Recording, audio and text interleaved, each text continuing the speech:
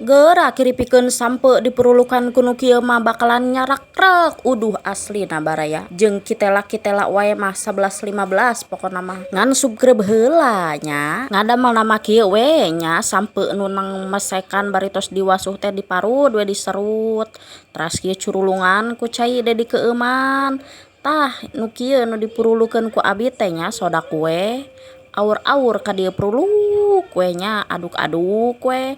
Ameh kacampur rata terus diaduk-aduk ieu mah diakui-akui cicingkeun heula baraya antepkeun dugi ka 15 menitan mah tameujeuhna ieu digoreng gibrig-gibrigkeun heula kieu ieu ameh tuus seok weh urang goreng tuh bari diaduk-aduk ameh pareurai upami minyakna seueur mah ieu teh bara rodas asakna nya baraya sae moal cara ieu rupana jiga nu kabarangas ngan rasana mah sami uduh jeung ranguna nya.